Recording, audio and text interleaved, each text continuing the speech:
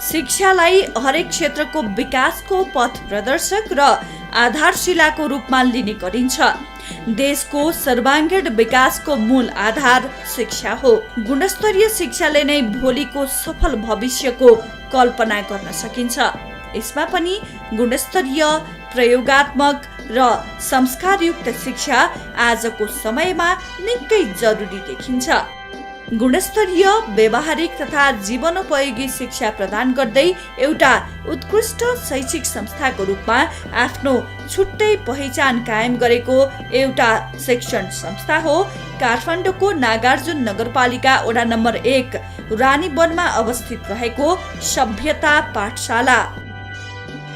विक्रम सम्वत 2072 सालमा स्थापना भएको सभ्यता पाठशालामा शिशु कक्षादेखि लिएर कक्षा 10 सम्म पठन पाठन हुँदै आइरहेको छ।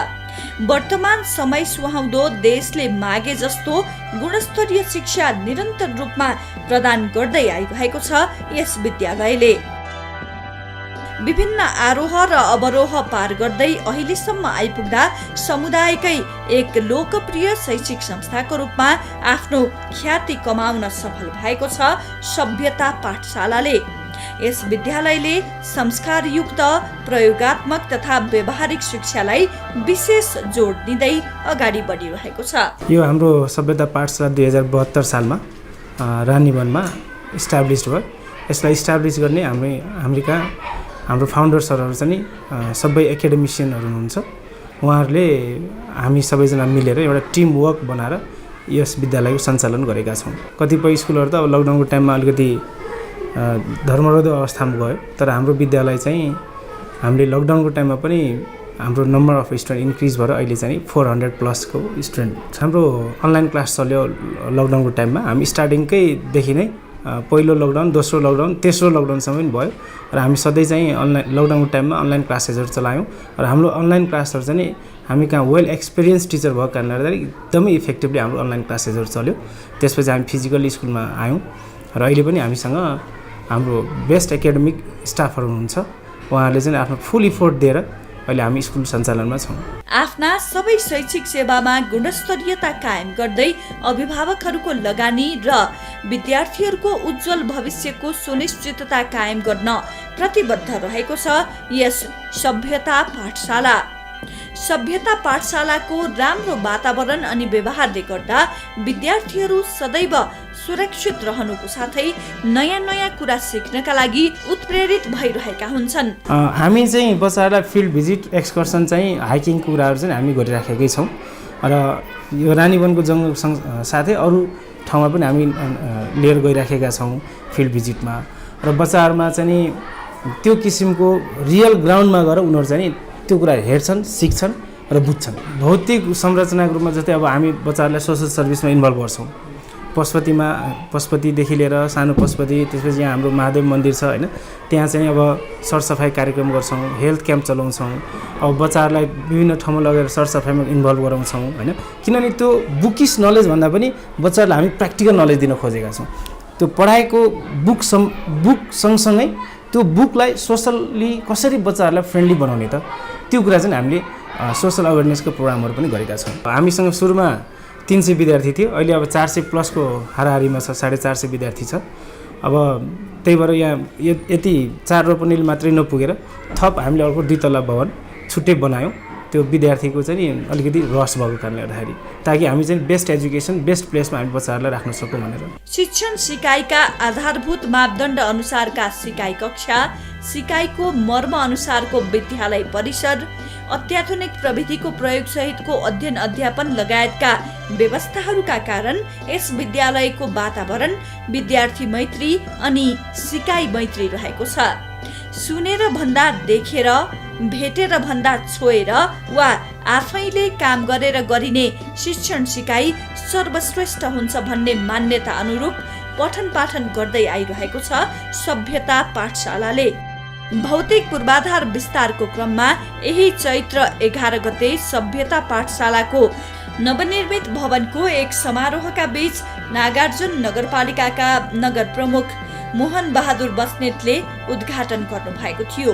सोही समारोहमा मेयर बस्नेतले सभ्यता पाठशालाको वार्षिक म्यागजिन सभ्यताज मिररको विमोचन पनि गर्नुभएको थियो। गराउनेदेखि यसले गरेका क्रियाकलापहरू र यसले टिचरहरू र यहाँ प्रशासनमा भएका सबैलाई समान रूपले उहाँहरूको दक्षता अनुसारको पारिश्रमिक पनि लिने र विद्यार्थी भाइ बहिनीहरूलाई पनि ठुलो शुल्क नलिने उहाँहरूले लगानी गर्नुभएको चिज छ, त्यसलाई मेन्टेन गरेर अगाडि बढाउने र यो यस्तै राम्रो ठाउँमा छ यो तपाईँको सभ्यता पाठशाला, यो ब्युटी हरियाली र यहाँको स्वच्छ वातावरणमा भाइ बहिनीहरूले अझ राम्रोसँग तपाईँहरूले चाहिँ नि अध्ययन गरेर अनुशासनमा बसेर आफ्नो बुवा र आमाको जुन एउटा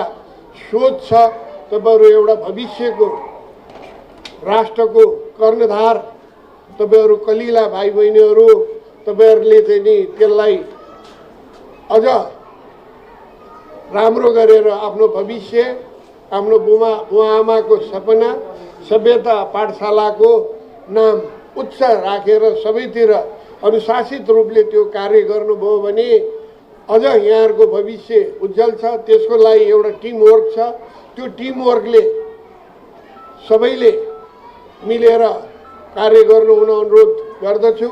भौतिक पूर्वाधार विस्तार गरेर कक्षा 12 सम्म कक्षा सञ्चालन गरी प्राविधिक शिक्षालाई पनि सञ्चालन गर्ने लक्ष्य रहेको छ यस विद्यालयको। मैले चाहिँ 10 वटा सफ्टवेयर कन्सल्टेन्सी इन्जिनियरहरूसँग कन्सल्ट गरेर सभ्यता पाठशालाको लागि एउटा छुट्टै हामीले बुक डेभलप गरेका छौँ, जुनमा बच्चाहरूले जाभा, पाइथन, कोडन, सी प्लस हैन, आर्टिफिसियल इन्टेलिजेन्स, रोबोटिक्स क्लासहरू यी कुराहरू सिक्नेछन्, भिडियो एडिटिङ, युट्युब च्यानल। किनभने अब बच्चाहरू हामीले के सोच्दैछौँ भने अबको 20 वर्षपछि हाम्रो बच्चाहरू कुन लेभलमा पुग्छन्, त्यो अहिलेदेखि हाम्रो तयारी हो र त्यो अनुसार हामी एडभान्स कम्प्युटर कोर्स चाहिँ इन्ट्रोड्युस गरिसकेका छौँ र त्यसमा चाहिँ हामी कहाँ विभिन्न सफ्टवेयर कन्सल्टेन्टहरू हामी युज गरेका छौँ र अहिले नयाँ किसिमको कोर्स डिजाइन गरेका छौँ। पर्याप्त खेल मैदान र यातायातको सुविधा रहेको छ यस विद्यालयमा। अत्याधुनिक सूचना तथा प्रविधिको प्रयोग गर्दै शिक्षण सिकाइलाई ज्यादा प्रभावकारी बनाउँदै अगाडि बढिरहेको छ सभ्यता पाठशाला। स्पेसली अहिले पनि हामी प्रोजेक्ट बेस्ड लर्निङमा छौँ। हामी प्रोजेक्ट बेस्ड लर्निङलाई यसलाई कन्टिन्युटी दिन्छौँ। फिल्ड भिजिट, एक्सकर्सन, प्रेजेन्टेसन यी कुराहरू गर्छन्। पावर पोइन्ट प्रेजेन्टेसन बच्चाहरूले अहिले पनि गर्छन् हामी कहाँ। र अब आगामी दिनमा हामी +2 सँगसँगै हामी टेक्निकल कोर्स पनि स्टार्ट गर्ने योजनामा छौँ। टेक्निकलमा जस्तै सिभिल ओभरसियरहरू, स्टाफ नर्सहरू के हुनसक्छ होइन, त्यो चाहिँ हामी भावी योजनामा राखेका छौँ। +2 त भइ नै हाल्छ, त्यहाँ कुनै दिक्कत छैन।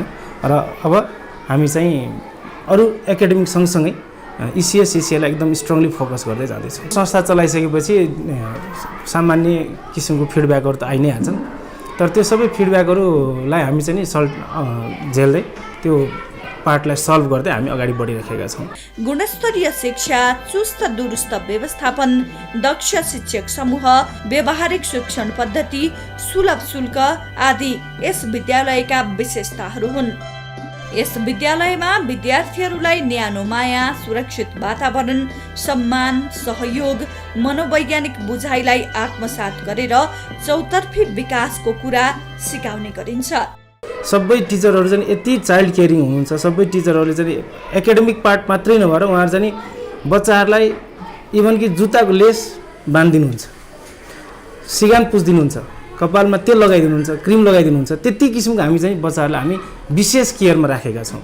किनकि मोन्टेसरी सँगसँगै सेकेन्डरी ब्लक पनि भएको कारणले गर्दाखेरि र प्रत्यक्ष निगरानी हामी CCTV क्यामेराबाट पनि गर्छौँ र सबै टिचरहरू चाहिँ एकदम स्ट्यान्ड बाई भएर खटिनु भएको छ। एकदम बच्चाहरूको चाइल्ड केयरिङमा कुनै किसिमको समस्या छैन। हामी एकदमै स्पेशल फोकस छ। विद्यार्थीहरूमा अन्तर्निहित क्षमता पहिचान गरी उनीहरूको व्यक्तित्व विकासका लागि यस विद्यालय प्रतिबद्ध रहेको छ। अतिरिक्त क्रियाकलापलाई शैक्षिक सिकाइकै अभिन्न अङ्गको रूपमा स्थापित गरेको छ यस विद्यालयले।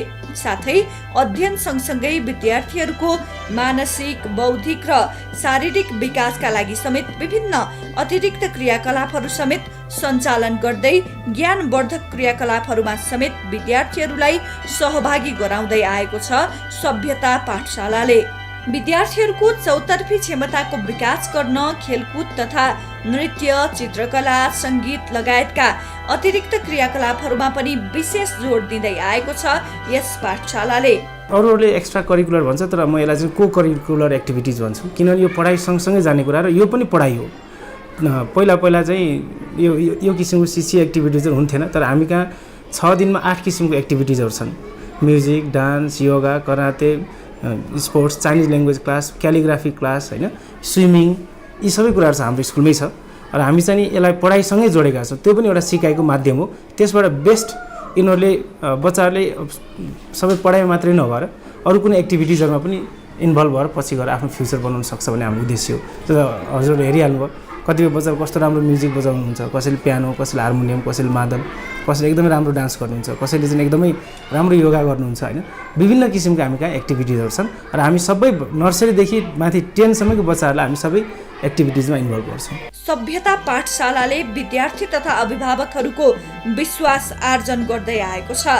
शैक्षिक गुणस्तर विकासमा ठूलो फड्को पनि मार्दै आएको छ यो शैक्षिक संस्थाले। यस विद्यालयको शैक्षिक प्रणाली, अनुभवी तथा दक्ष शिक्षक शिक्षिकाहरूको अध्यापन र पठन पाठनको राम्रो वातावरणका कारण यस विद्यालयमा पढ्ने विद्यार्थीहरू पनि निकै सन्तुष्ट देखिन्छन्। There are many facilities in my school. The most fascinating is library. I love library very much because there are many kind of books like historical, drama and story books, etc. etc. We can read many types of book, how you like thick, small, thin, any type of book. Thank you. We participate in different extracurricular activities. Today we are going to practice yoga. We are very excited to learn many types of different programming languages like C++, Python, Java, QBasic, etc.